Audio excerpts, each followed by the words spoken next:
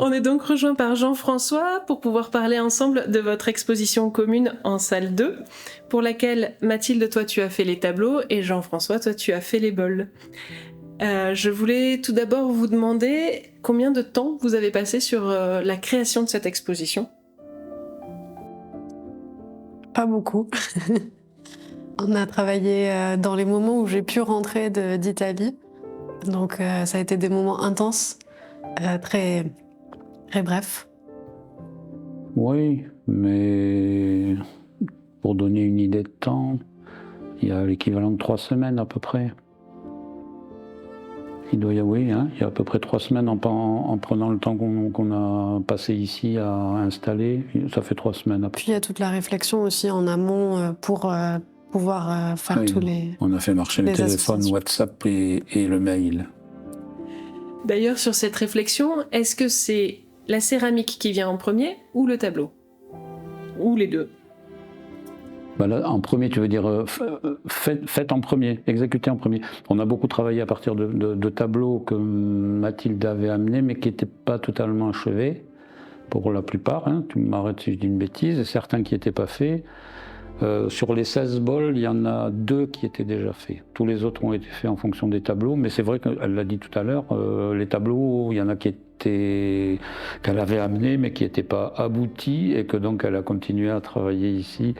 Et les bols ont été faits à partir de là, beaucoup. Ouais. Ça a permis aussi d'ajuster les couleurs, parce que pour moi, la couleur était très importante. Donc pour qu'elle s'ajuste exactement à la couleur du bol qui n'était pas encore cuit, il fallait attendre que le bol soit cuit pour ensuite mettre la couche finale de verre, par exemple, un verre eau exactement de la bonne couleur. Un verre bouteille.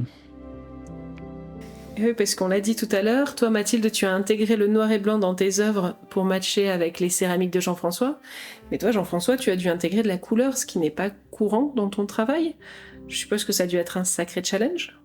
Oui, mais c'est hyper intéressant. Bon, de toute façon, je le savais au départ. Je savais que Mathilde ne faisait pas du noir et blanc. Donc je savais quand même dans quoi je m'embarquais. Après, voilà, on a beaucoup ri avec cette histoire du violet qui tire sur le bleu et surtout qui tire pas sur le rose. Là, j'avoue que ça m'échappe un peu. Mais j'ai fait de gros progrès. Je confirme. Hein? Je confirme. Ah ben, t'as intérêt.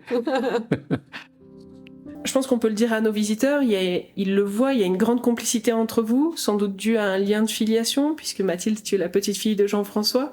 Est-ce qu'il y a eu comme ça, tout au long des années, une transmission de cette passion artistique de l'un à l'autre Oui, c'est pour ça que... C'est pour ça que moi j'ai proposé ce concept d'exposition, c'est parce que ça m'intéressait de montrer tout le parcours que j'ai fait dans l'art, qui est influencé par mes week-ends chez les grands-parents et toutes les mains dans la terre, les mains avec les pinceaux à dessiner. Donc forcément ça m'a appris à regarder les choses différemment, appris à dessiner différemment aussi. Donc c'était pour retracer un peu tout ça et essayer de voir, en étant maintenant 2 artistes, comment est-ce qu'on arrive à faire quelque chose ensemble, pas forcément en famille, mais vraiment en tant qu'artistes tous les deux. C'est-à-dire que c'est un petit peu dans le texte du kakemono. Mathilde, elle était haute comme 3 pommes, elle venait à l'atelier, elle me disait « Jean-François, tu me donnes de la pâte ?» Et puis 1 heure après, elle rangeait tout bien nickel, je voyais qu'elle allait pas tarder à s'en aller. Elle disait « Je peux aller peindre avec grand-mère ?» Et voilà, elle allait peindre avec grand-mère. Puis 1 heure après, je la voyais revenir « Tu me redonnes de la pâte ?» C'est de là que ça vient. Est-ce qu'il y a un duo bol-peinture dont vous aimeriez nous parler tous les deux? Elle a déjà parlé du violet, Mathilde. Le vert, là-bas. Non, hein? Le vert. Moi, je veux bien dire un truc sur le vert. Tu dis un truc sur le vert. Il y a un tableau qui est intéressant parce qu'en fait, à l'origine, on avait dit c'est un bol, un tableau. Et c'était la règle de Jean-François au tout début. Et en fait, moi, je suis arrivée avec un diptyque. Et du coup, forcément, ça déroge à la règle. Et en même temps, ça me plaît bien de déroger à la règle. Et en même temps, ça a été une question. Est-ce qu'on doit séparer les 2 tableaux? Est-ce que ça veut dire 2 bols? Donc, comment est-ce qu'on traite cette question-là un diptyque, c'est un seul tableau normalement. Donc, comment est-ce qu'on fait? Donc, ce tableau-là est intéressant. Surtout que Mathilde, à ce moment-là, je n'étais pas du tout contre le diptyque, ou en tout cas, je m'en souviens pas. Mais du coup, elle était prête à mettre un 2e bol, puis un 3e bol, puis 4 bols sur le même tableau. Puis on en arrivait aussi à se poser des questions, est-ce qu'on peut mettre les bols à l'envers ou pas? Oui, elle aime bien les bols à l'envers aussi. Oui. Moi, si je parle d'un tableau, ça va être celui-ci. C'est le noir et blanc. Mathilde ne voulait pas faire de noir et blanc. Et moi, j'avais vraiment envie de faire du raku nu. Et j'aime énormément le noir et blanc. Et je ne regrette pas qu'elle ait fait ces deux tableaux, noir et blanc. Vous avez imaginé cette exposition ensemble et donc la scénographie. Est-ce qu'il y a des éléments dont vous aimeriez nous parler en particulier ? Le premier matin où on a commencé à travailler, où Mathilde est arrivée, on s'est assis à une table et je lui ai dit « Mathilde, comment vois-tu cette exposition ?» Oh, pour moi, le plus important, c'est la scénographie. Bon, nous avons affaire à une jeune fille qui a fait des études d'art, avec un vieux papy qui n'a pas fait d'études d'art et qui est un vieil artisan d'art. Il y a eu un certain choc. Je vais dire que scénographie, bouf. Bon, je l'ai avalé, je me suis dit on en reparlera plus loin. Puis on continue à parler, puis Mathilde, elle me dit oui, le process. Oh là là, là, je me suis dit on est très mal parti.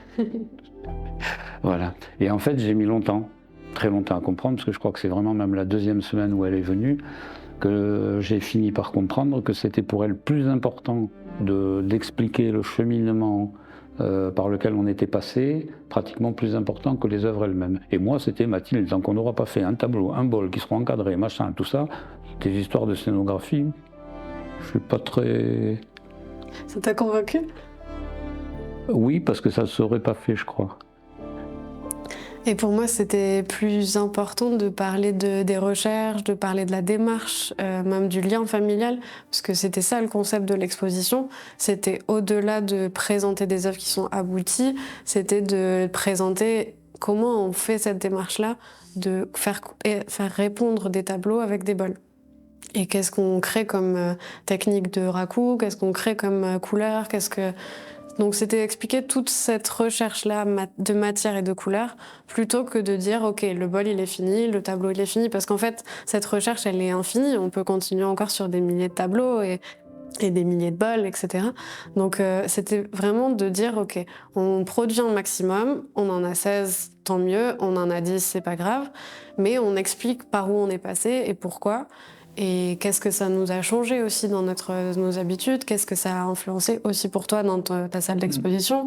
Comment est-ce que on apprend l'un de l'autre de nos méthodes, de nos pratiques respectives? Donc pour moi, c'était ça le plus important. Et c'est vrai que arriver avec Jean-François qui me dit j'ai mesuré la salle, sur ce mur-là on en rentre 3 parce qu'il faut espacer de tant de mètres et donc au final il y en a 3 là, il y en a 6 là, c'est bon, on en a 10 chacun, tu prends 5 bols, je prends 5 tableaux et on échange. Et en fait ça s'est pas du tout passé comme ça parce que la collaboration c'est quelque chose qui évolue, c'est quelque chose où il y a forcément des réponses l'un envers l'autre. Donc au final, on a fait moitié de tableau, moitié bol, moitié tableau, et on avançait petit à petit ensemble. Et c'est au final ça que moi je recherchais dans la collaboration en fait. Ceci dit, j'avais dit une quinzaine de tableaux qui rentrent, il y en a 16. Bon. Est-ce qu'il y a une anecdote dont vous aimeriez nous parler sur votre collaboration ?